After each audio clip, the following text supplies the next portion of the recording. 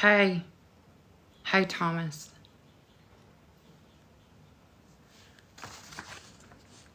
Hey, Daydream Solar Spirit. Hey, everyone.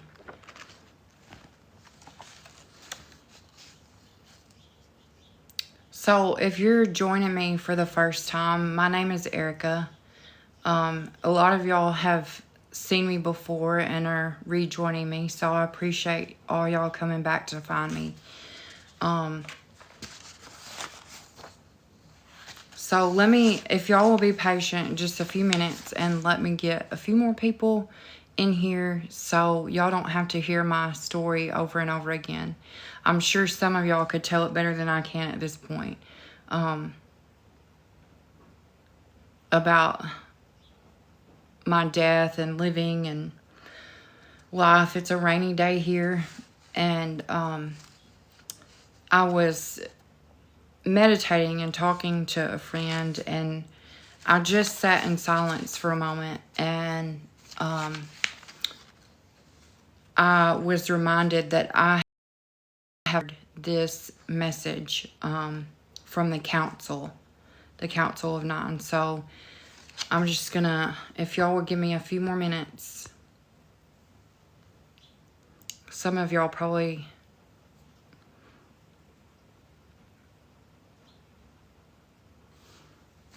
Okay, so yesterday I shared a poem, and I don't know if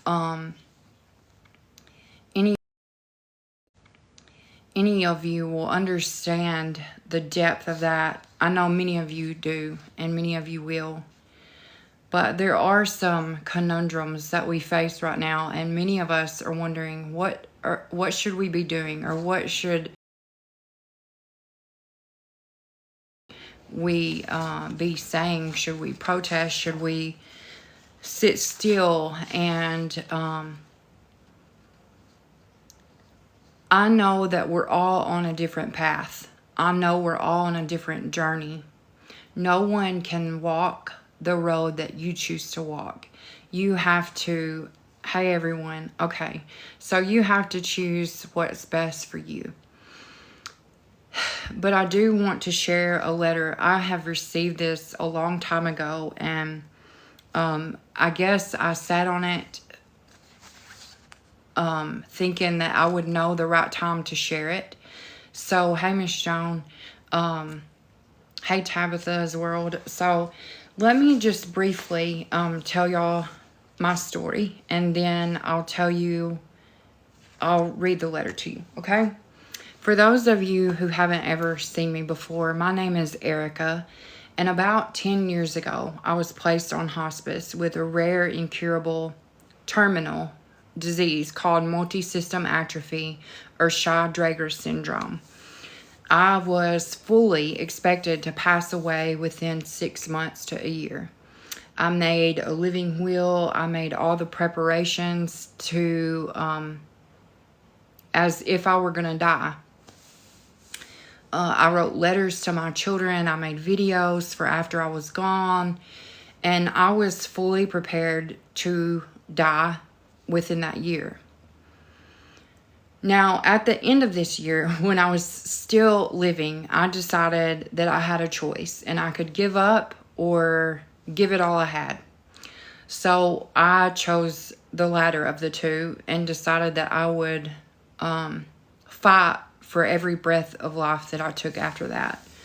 I started these new experimental treatments, and that made me healthy enough to carry and deliver a child. At the time of my C-section, something went really wrong, and 2 hours after I delivered my child, I lost all the blood in my body and lost my life for over a minute. And during that minute, so many things happened. I was shown so many things. I remembered so many things about my life, but I also had, if you can imagine, hundreds of computers up and all their windows open and running, and all this information being downloaded and put directly into your brain. All these shapes, these patterns, these lights, these codes, and then sitting with that and not knowing really what some of it meant, what to do with some of it, and what some of it meant, what to do with some of it. And so I want you to understand at the time of my death, I was met by my dad, who had been shown some things that went on this planet and on Earth that he had always suspected. And so he met me with this message and this urgency to make things right. And so he has kept the connection with me. I still have that connection with my dad, and he's constantly pushing me into, like, tell your story. The more people that hear it, the more people that heal will have a greater chance. And this is up to all of us. And he's given me the consent revocation that we've done, the contract revocation, and so I'm also part now, since I have died. I don't know if I've always been on this council or if it's something that happened after death. I remember it now after death. And it's called the Global Council of Nine.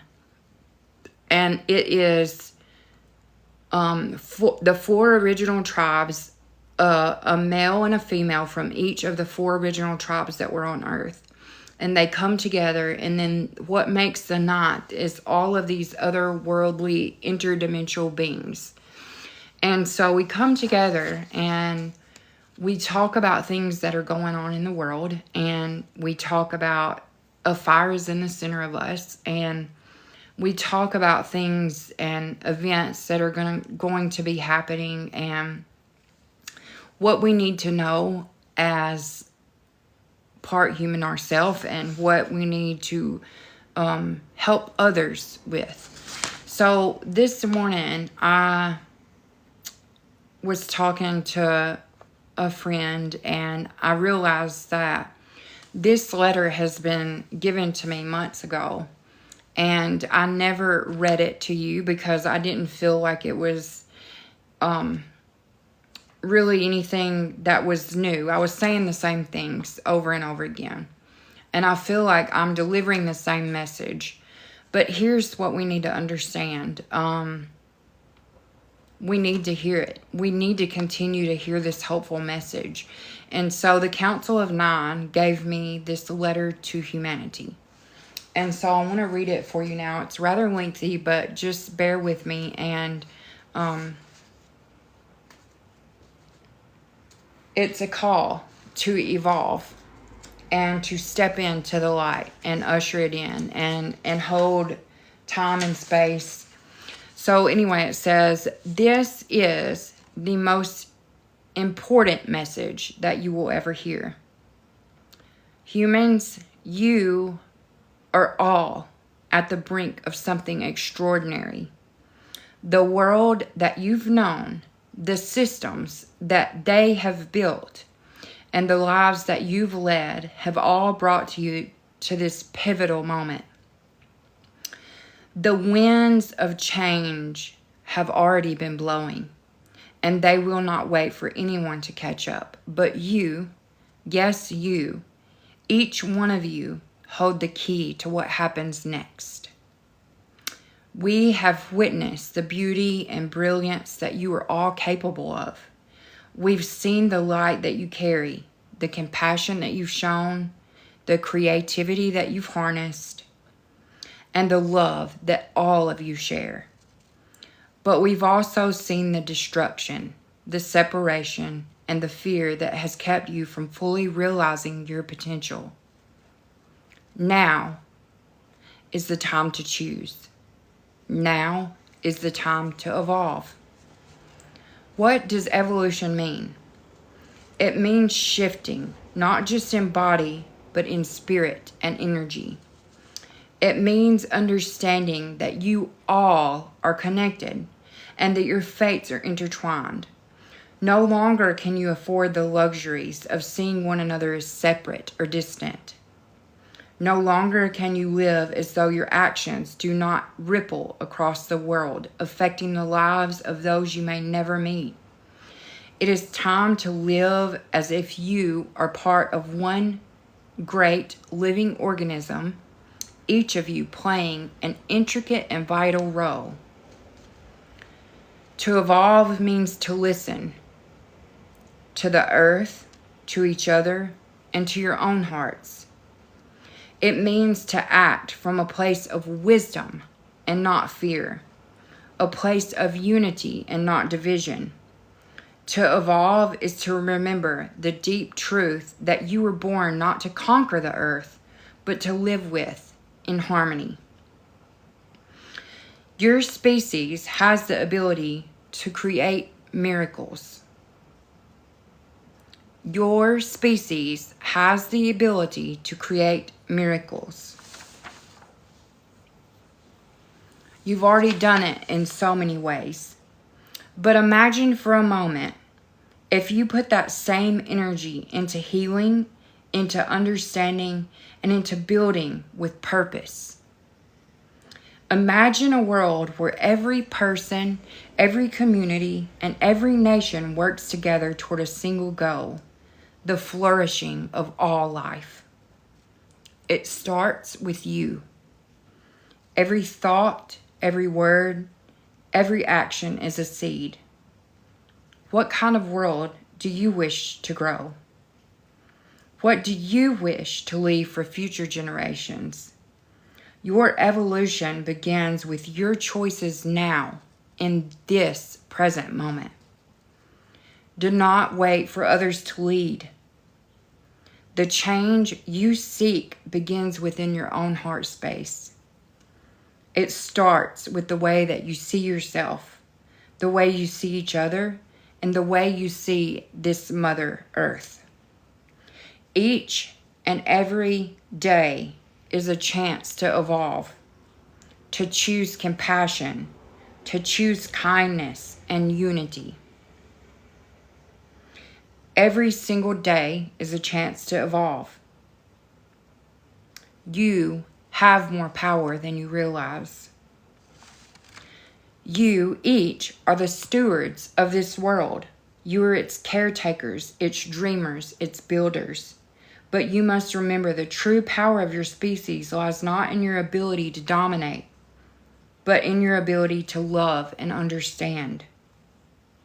The earth will not thrive if you do not evolve together. She is waiting on you to rise, to awaken to your greatest potential, and to step forward as one. This is not a time for despair. This is the greatest opportunity for your species. It is the chance to grow beyond limitations of fear and separation, to step into your true purpose, and to rise to the fullness of your potential. The question is simple. Will you choose to evolve? The future is yours to create, and it starts with you. With all of our hope and love, support, and belief in you, the Council of Nine. So, let's sit with that for a minute. Consciousness is constantly evolving. The earth is evolving, and we have to evolve with her. We all have a choice, and we all have a responsibility. Old systems are crumbling quickly.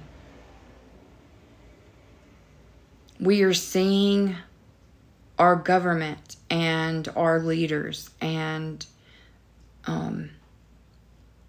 our celebrities and all the false idols of the world slowly being removed.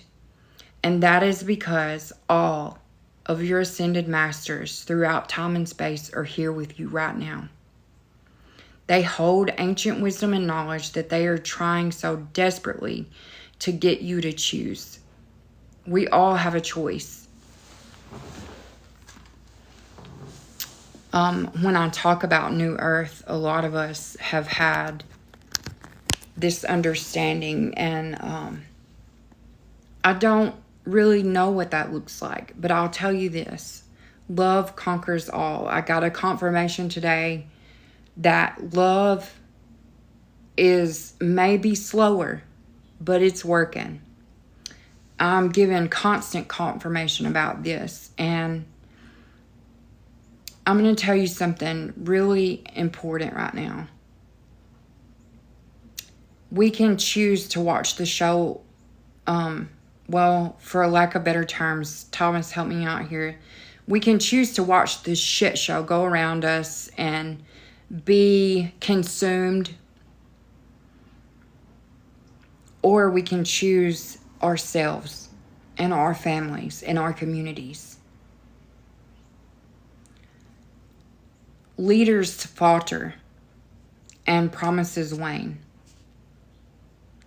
And all of this is where false idols get you.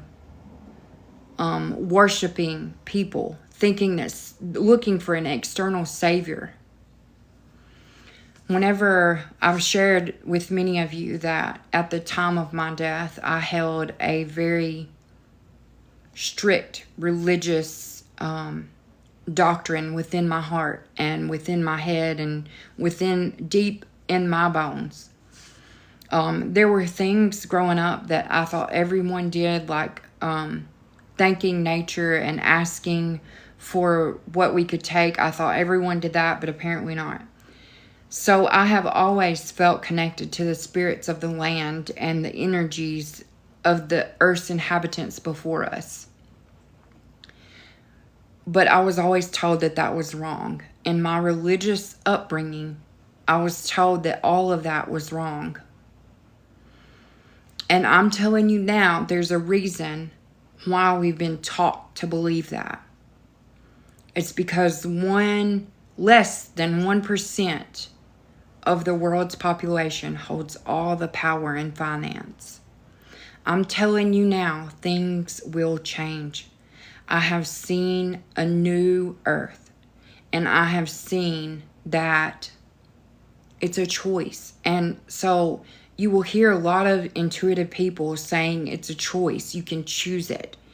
So how do you choose it? You choose yourself. You choose to love yourself as much as you love and care for other people.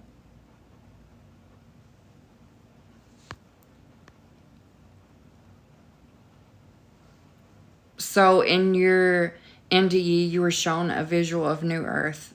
Love, compassion, empathy, goodness of heart energy. I have seen the same things. And this has been confirmed for a lot of us time and time again. So it is easy right now to become distracted. If you are a hypersensitive person and a person who is extra sensitive, you are going to be overwhelmed with the noise of the earth right now. And it's not the earth herself that is creating this noise. This is part of a show. This goes beyond politics, religion, race, or creed, or class. Well, let me tell you something. I still have hope. And I know that you need to have hope. And you need to understand and know that this utopia that you desire is not only possible, it's right here, and it's a choice. You have to realize that everything that happens to you is happening for you, and you have to accept any feeling that comes into you and learn to transmute that. And what I mean is simply taking, whenever you feel pain, you turn it into power and purpose. And whenever you feel fear, you accept that into your heart, and then you turn it into action. This is all possible for us to do. And I I feel like I've been given the same message over and over again. Don't fear, don't fear, don't fear. Love yourself. And then I realized that in all religious teachings, in all of our ascended masters, they have all said the same things. Know that you were born to create the reality that you want. Don't pay anyone for a connection to your creator and your source. And love yourself, because love is the highest vibration, the highest frequency. Unconditional love. And I'm going to tell you something. Unconditional love is tough, because all these things have been set up to make us think that people who think differently than us, or who have different opinions than us, are wrong. But I'm telling you, there's no right and wrong. There's no right or left. All of these things have been created to divide us. There were 4 original tribes coming from each direction of the earth in the very beginning. And they had cities, and they had tools, and they had consciousness, and they had awareness. They had intuition. They had connection. They had truth. They had health. They had this abundance that was once there to share. And then time and time again, they separated because they thought they were different from one another. So what I'm telling you now is we were never meant to be separated and divided. Each one of us has a missing piece of the puzzle. And each one of us, when we come together with those 4 original tribes, we form a complete circuit. The God-good energy only responds to goodness of the heart. This is the energy that brings new earth. So enough of us have to choose it. Enough of us have to understand that it's a choice that we can take. Can I repeat? What part do you want me to repeat?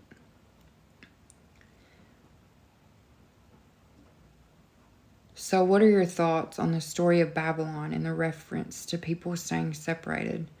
I think all of these stories have a common point of origin, and I think that they have been mistranslated and misused, and they've been taken literally.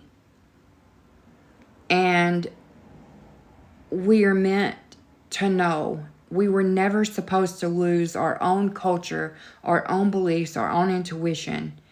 And what happens is that when we separate, we don't have a different viewpoint. We don't have a different perspective.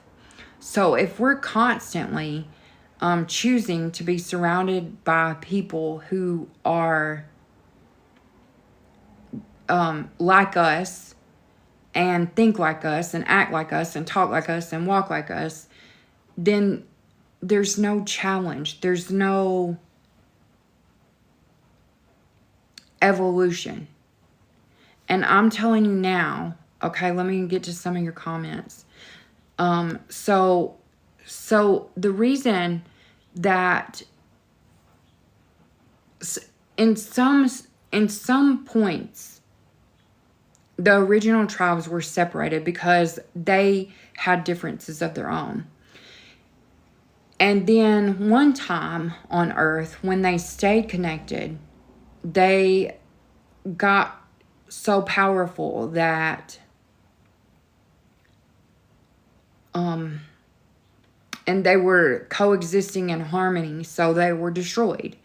And that's not to say that this will happen again. It's just the choice is to accept love and accept the responsibility that when we think about choosing the highest good of all, we can't just think about ourselves. And like I said yesterday, we can't think about winning the lottery. We have to think and understand that everything that we choose has ripples across the earth, no matter how tiny. Have you ever seen a tiny little pebble make ripples all the way to the edge of the pond? A big pond. Think about that. Okay, so the thing that I was talking about is in the very beginning, there were 4 original tribes, and they came from different directions. And it doesn't matter what you want to call them. I'm not going to label them. There were 4 original tribes, and they came from different directions. And each time they separated and ended up destroying humanity. So now this 5th tribe has been, they're parts of all 4 tribes, and then they also have part of a star system within them. So they are all 4 tribes along with a star system, and they are here to help save humanity and to keep them from destroying themselves again.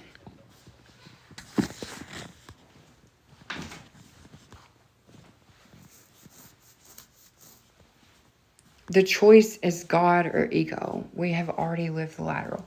Okay, so that's an interesting comment, because if we talk about God or the creator of all things, we are the creators. We are made in a creator's image. And there is a healthy part of, like, I disagree with some of the people saying that you need to get rid of all of your ego. There's a part of ego that doesn't serve you, and then there is a part that does. So we have to take the part that is serving our highest good. And what I mean by that is knowing that you are a powerful being of light. The part that doesn't serve us is the part of vanity.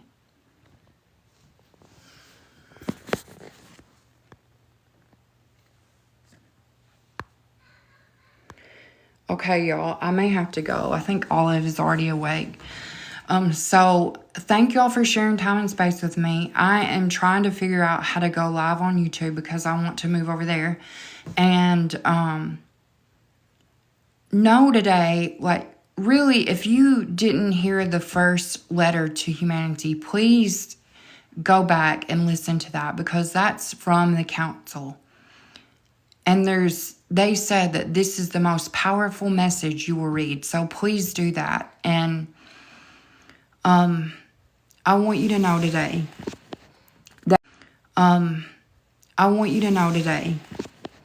that all of you are worthy of healing and love.